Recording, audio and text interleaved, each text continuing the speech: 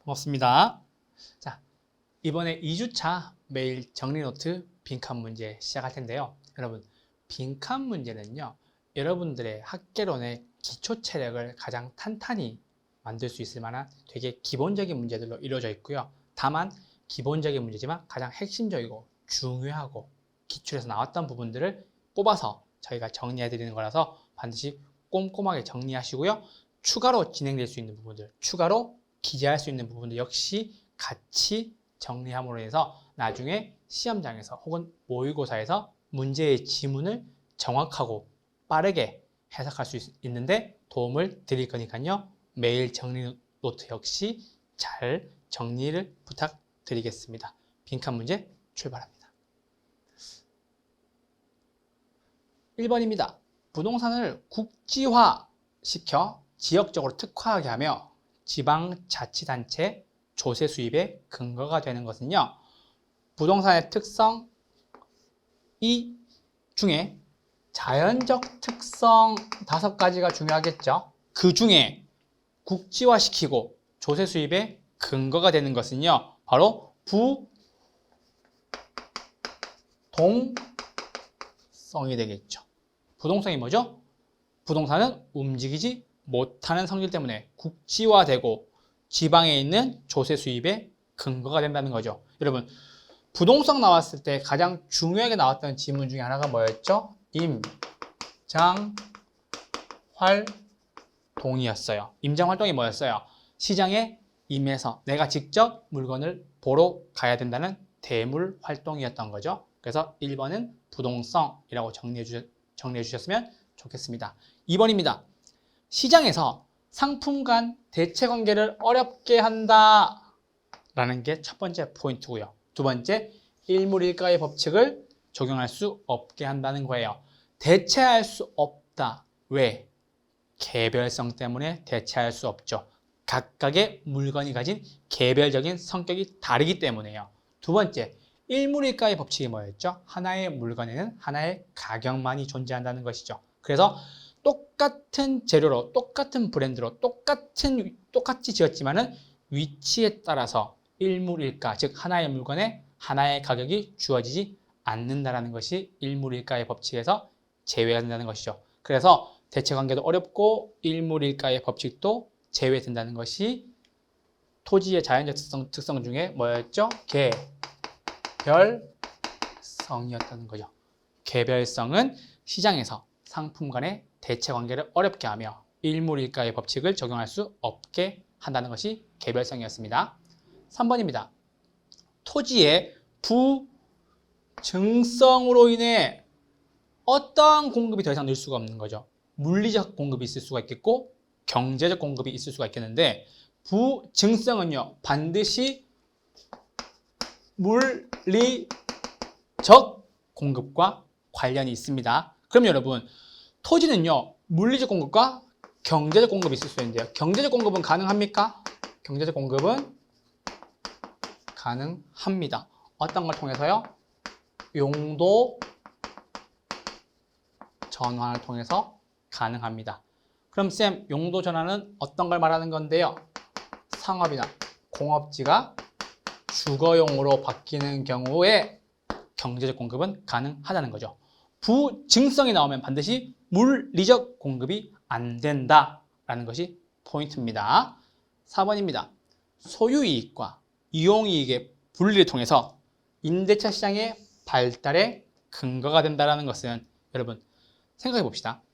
여러분이 소유하고 있는 부동산을 다른 사람에게 임대를 주는 경우가 있습니까? 네, 너무나도 흔하게 많죠. 그럼 여러분, 이 부동산이 계속 쭉 장기 배려하에 존재하니까 내 거의 소유지만은 타인에게 빌려줌으로 인해서 수익을 받게 되는 거죠. 그래서 여러분, 내가 소유하고 있지만 타인에게 이용하게 함으로 인해서 임대료를 받게 되고 그것이 임대차 시장 발달의 근거가 되는 것인데, 그러면은 토지의 특성 5가지 중에 부동성, 부증성, 영속성, 개별성, 인접성 중에 어떤 성격 때문에 내가 가지고도 있을 수도 있고 그것을 타인에게 빌려줌으로 인해서 임대차 시장 발달의 근거가 되나요? 여러분, 그래서 영속성 영속성이겠죠. 왜냐? 영속성의 성격이 어떤 것이죠? 변하지 않고, 파괴되지 않고 쭉 존재할 수 있으니까는 내가 가지고 있대 타인에게 빌려주어서 임대차 시장의 발달에 근거가 될 수가 있다는 거죠. 그래서 반드시 영속성이 나오면은 장기 배려 혹은 관리라는 부분들도 같이 정리해 두셨으면 좋겠습니다. 이해되셨죠? 그래서 1번부터 4번까지 토지의 자연적 특성에 대한 지문을 보았는데요. 토지의 자연적 특성에 대한 이야기가 최근에 기출지문과 시험에서 굉장히 빈번하게 나오고 있어요. 그래서 반드시 토지의 자연적 특성 5가지 잘 정리해 두셔서 나중에 지문에서 봤었을 때 오히려 당황하고 좀 어려워하기보다 좀 반갑게 맞이할 수 있었으면 좋겠습니다. 자, 5번입니다. 자, 5번에서부터 이제 수요와 공급, 즉 경제론에 대한 이야기가 나올 텐데요. 인구가 늘어나고 선호가 증가되고 가격이 오를 것이라고 예상하고 금리가 떨어집니다. 그럼 여러분, 수요는요? 증가하나요? 감소하나요? 수요는요? 증가하게 되겠죠. 왜냐? 인구가 증가하고 선호도가 증가하고 가격 상승이 예상되고 금리가 떨어지면 여러분 수요는 증가하게 되겠죠. 제가 아까 수업 시간에 수요의 증가 요인에 대해서 말씀드린 바가 있을 거예요. 그래서 소득, 선호, 인구, 가격, 상승 예상, 대체재 가격은 상승하는 것들이 수요의 증가 요인이었고요. 나머지 옆에 보완제, 거래세, 이자율은 떨어져야 수요의 증가 요인이라고 말씀드렸습니다. 수요의 증가 요인에 있어서 요 8가지 반드시 잘 정리해 두셨으면 좋겠습니다. 최근까지는 수요의 증가가 많이 나왔는데 최근에 공급의 증가 혹은 공급의 감소에 대한 문제도 나오고 있으니까요. 아까 표로 정리드렸던 그리고 저희 교재에 있는 그 표를 통해서 수요의 증가, 감소, 공급의 증가, 감소 역시 잘 정리해 두셔야 합니다. 6번입니다. 소득과 수요가 같은 방향으로 움직이는 재화는 땡땡땡이다 라고 나왔는데요. 여러분, 수요와 소득이 같은 방향으로 움직이는 것들, 제가 아까 소득과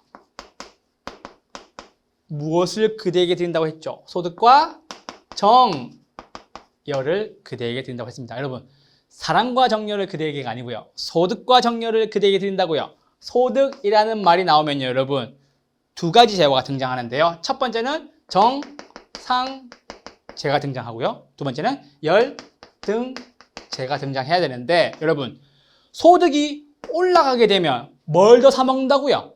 소고기 사 먹겠지라고 했던 거 기억나시나요?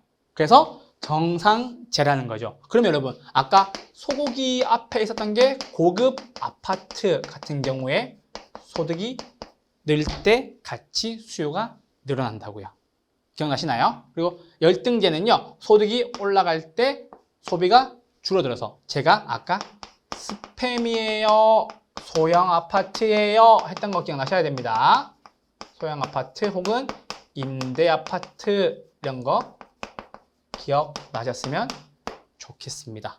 그래서 소득과 수요가 같은 방향으로 움직이는 것 재화는 정상재예요, 열등재예요? 정상재이다라는 거죠. 돈 벌면 소고기 사 먹겠지라는 것이 바로 정상재에 대한 이야기를 하고 있었던 거예요, 저희가요. 그래서 6번은 소득과 수요가 같은 방향, 소득이 올라가며 수요도 증가한다. 그래서 정의 방향, 플러스의 방향으로 움직인다. 정상재였어요. 7번, 특별한 용도로 사용되는 건축물과 그 부속 토지와 같이 용도상 일체로 이용되고 있는 부동산을 땡땡땡이라고 한다고 나왔는데요. 여러분, 자, 용도상 일체로 같이 움직이는 대표적인 예가 있죠. 바로 토지와 건물. 그러면 여러분, 옆에 있었던 거 기억나셔야 되죠. 콜라와 치킨. 제가 보완제의 대표적인 예로 말씀드렸죠. 같이 함께 이용할 때 그 효용 가치나 만족도가 더 올라가는 거 대표적인 예로 뭐가 있었어요? 토지와 건물. 여러분들 저녁에 먹는 거 치킨과 콜라가 있었죠. 그걸 뭐라 그런다고요? 보완제라고 한다고요. 그래서 특별한 용도로 사용되는 건축물과 그 부속 토지, 특별한 용도로 사용되는 건축물, 요거 두 개가 서로 일체로 사용되어서 효용 가치가 올라가고 만족도가 상승하는 것을 보완제라고 하는 거예요. 그래서 7번 답 역시 보완제였어요. 자, 8번입니다. 여러분, 아까 5번 문제에서 수요의 증가에 대해서 말씀을 드렸다면 이제는 공급에 대해서 한번 말씀을 드리고 싶어요. 왜냐하면 이제껏 수요의 증가가 굉장히 강조되어서 문제가 많이 나왔는데요. 최근 들어서 공급의 증가, 공급의 감소 요인들도 나오기 시작했기 때문에 7번을 통해서 이런 것들이 공급의 증가 요인이다, 공급의 감소 요인일 수 있겠다라고 정리하셔야 돼요. 아시겠죠? 자, 8번입니다. 생산 요소의 가격이 떨어지고 있대요. 그럼 여러분, 공급을 늘릴까요? 줄일까요? 건축 비용이 적게 드니까는 공급의 증가 요인이 될 거고요. 그렇죠? 두 번째, 원자재 가격이 떨어졌대요. 원자재 가격이 떨어지면 역시 이것도 공급의 증가 요인이 될 거고요.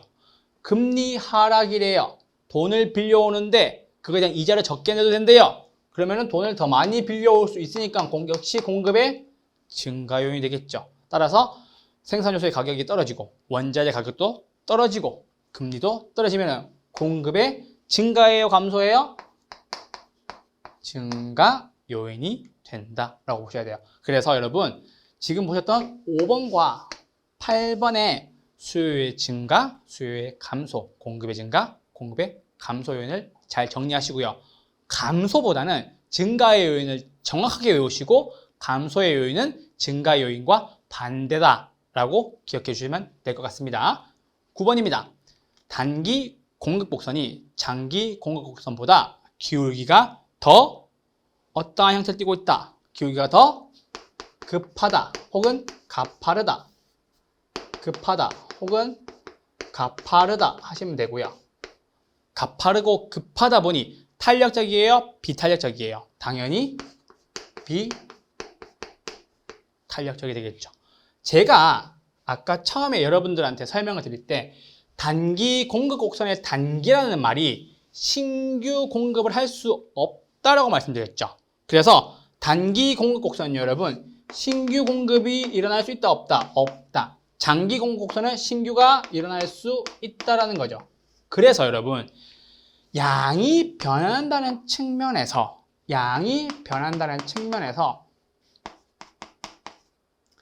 양이 적게 변할 수밖에 없는 것이 단기 공급 곡선의 형태입니다. 그래서 이것이 비탄력적이라고 표현을 하고요. 기울기가 상대적으로 장기보다는 급할 수가 있겠죠. 그러면 여러분 단기가 더 기울기가 급하고 비탄력적이니까 장기는 당연히 더 기울기가 완만하겠고요. 상대적으로 단기에 비해서 더 탄력적인 성격을 띌 수가 있겠네요. 이렇게까지 토지의 공급이 시점과 단기, 장기에 따라 어떤 모양으로 변하는지까지 정리해 두셨으면 좋겠습니다. 자, 마지막 10번입니다. 시장 공급 곡선은 개별 공급 곡선보다 더 탄력적이다 라고 보시면 됩니다. 자, 여러분 아까 제가 문제를 풀어드리면서 시장 공급 곡선은 각각의 개별 공급 곡선의 합이다 라고 말씀드렸죠. 따라서 이 개별 공급 곡선, 여기 개별 공급 곡선, 이게 A의 개별 공급 곡선이고요. B의 개별 공급 곡선의 두 개의 양을 합한 양이 되므로 시장의 공급 곡선은요, 해당 공급 곡선보다 더 완만하게 진행될 수밖에 없다는 거죠. 왜냐? 3개와 2개를 더해서 더 먼 지점으로 양이 많이 변했기 때문에 더 탄력적으로 변할 수밖에 없었던 소리입니다. 더 탄력적이란 말이 양이 더 크게 변한다라고 볼 수가 있거든요. 그래서 탄력적이라는 말이 가격보다 양이 더 많이 크게 변한다는 뜻이라서요. 시장 공급 곡선이 개별 공급 곡선의 합으로 이루어져 있고 그 합이 양의 합이기 때문에 양의 변화가 더 커서 그 양의 변화가 큰 만큼 더 탄력적으로 된다는 것입니다. 그래서 10번은 더 탄력적이다라고 하시면 됩니다. 자, 여러분 저와 함께 한 10여 분간 이제 빈칸을 채워 넣었는데요. 지금 부족한 부분들 생각하시고 이런 부분들 빠진 거 있으면 다 채워 넣으셔서 잘 정리하시길 바라고요. 이러한 부분들이 하나씩 쌓여서 여러분들 실력과 여러분들 시험 문제 풀이에 큰 도움이 되시길 간절히 바라도록 하겠습니다. 오늘도 수업 들으시나 고생 너무 많으셨고요. 다음 주까지 건강하시고 다음 주에 웃는 얼굴로 뵙도록 하겠습니다. 수고하셨습니다.